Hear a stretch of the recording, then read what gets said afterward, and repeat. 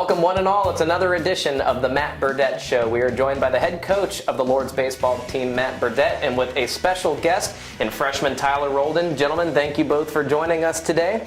I want to start with just the most recent series that you finally were able to complete. You had 4 games against Wooster that went Monday, Tuesday. You were swept in those by a very, very skilled Fighting Scots team. But just talk about the entire series. Day 1 went better than day 2 by a little bit, but there was definitely some things that you could take out of that ended on a positive note. I think as the head coach, both days were the same. When you lose 2 on each day, I mean, they both kind of add up to zeros. So in that regard, nothing good comes from it on the win side, but you're absolutely right. You have to take something from it in terms of getting better, more experience for the young guys that we had on the field, and come away with a chance to play baseball. We had waited 17 days since our last game in Florida, so it was just nice to get out. And when you got the snow on the weekend, it was nice for Wooster to have a turf field that they could clear off and be able to play those games on Monday and Tuesday. Well, on Tuesday, you had an absolute slugfest to open up the day. A combined 36 runs were scored. Yeah. And at one point, it seemed like perhaps the game was just out of reach. But then you come back with a big 7 spot in the middle of the game, and it kind of got you back into it a little bit. Talk about how the shift of momentum, even in a game like that, can affect the guy's mentality throughout the course of a game. Well, I think it's great to see that they kept fighting. We were down 21-4 at one point in time, and we came back and kind of put a scare into them. We had some chances to cash in late that could have made it even a little bit closer. But just, having the mental fortitude to come back, score a bunch of runs, keep threatening and putting the pressure on them, I think bodes well for not only what happened in Game 2, but also what's going to happen maybe this weekend and as we move forward in the season. And a question for both of you gentlemen. Rhythm has just been something that it's been hard to get into because of the weather and breaking practice and game patterns. So is there anything that you can do to kind of create your own rhythm heading forward? Well, it's hard. It really is. You need to get outside, and we've yet to have a practice on our field. The tarp has been on the field more than we have, and it's just difficult. We were hopeful that maybe today we would get outside, but again, there's rain in the forecast. So in terms of rhythm, you just have to stay active. You have to come inside and do what you can do, and hopefully get yourself ready to play. I'll turn it over to Tyler. Tyler, what about you? What do you do to get into a rhythm right about now? Yeah, I mean, really, there's not much more than that. We can't get outside at all, which is terrible. But at least we have, some sweet cages here, get live at bats and whatnot. So, we all stay on top of it. All right. Well, it's time for the off-topic topic. I know, Coach Burdette, you get excited for this portion of the show. Yeah. And to kind of roll along with the one that we've been going along with, if you were to choose a pregame meal, what is your favorite pregame meal to prepare for all the NCAC contests? This is very easy for me. I don't eat on game day.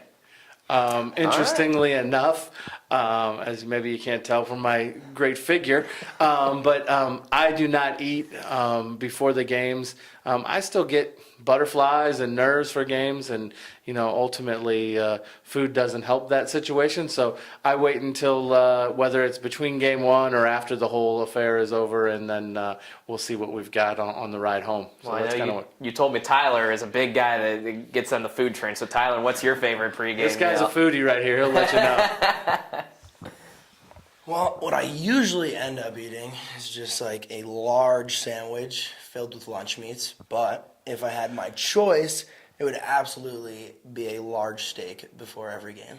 And the fixins and everything to go along with it? Oh, everything to go with it, the whole 9 yards. All right, very good. Well, that might not bode well when you're trying to sprint from first to second. No, it's got to be earlier, of course, let it settle. It's got to be one of those that last you the length of the day, right? Of course. Very good. Well, back onto the diamond, guys. You got a big series against Oberlin this upcoming weekend, provided Mother Nature cooperates with us. Last year, it was kind of a slugfest through all 4 games. Is it going to be the same this year, and how do you kind of keep them quiet?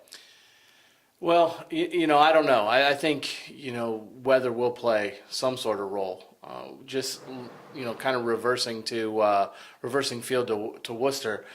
Day 2, there was about a 30-mile-an-hour wind howling out, which made every ball that went in the air an absolute mystery, allowed balls to leave the park that probably shouldn't have left the park, and just made it an offensive day and a defensive nightmare.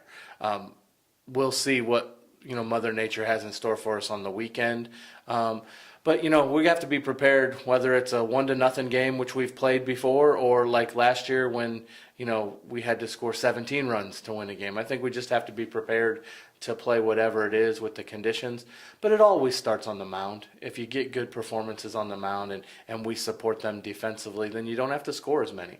But ultimately, if we don't do our job there and we don't play good defense, then the onus switches back to trying to score more runs. So I think we're prepared. I mean, we scored 15 runs this past weekend in a game. We had base runners all over the bases. So hopefully we won't need as many runs this weekend, but we've just got to be prepared for whichever way it goes. And that series will start on Saturday at noon. We're going to switch it over to Tyler now and kind of focus on our freshman featured guest. Tyler, you're a freshman. This is your first year in the program. What was the biggest shock as far as comparing what you came from into now playing Kenyon college baseball? I'd say the newest thing, just like college baseball as a whole, is probably it's a lot faster. Like all the runners are faster. Like it's a lot more difficult getting them out of first base. Got to be a lot quicker with the ball. Pitching, is pretty similar. Guys are a lot more crafty because maybe not everybody's a power pitcher, but they could locate their off speed. Makes it a little tougher, but trying to adjust. And now you obviously have something that you do well, something that you pride your game on. What for you is that? I mean, for me, I definitely like hitting the most, and I also consider myself a little bit of a competitor. So I think those two things together are probably my best features as a baseball player. Well, you went 7-14 against Wooster this past series, so definitely something that you can hang your hat on. You're at the top of the batting average list for the team. Now, if you were to look ahead and just kind of see out into Major League Baseball, what guy absolutely kind of encapsulates the kind of game you play?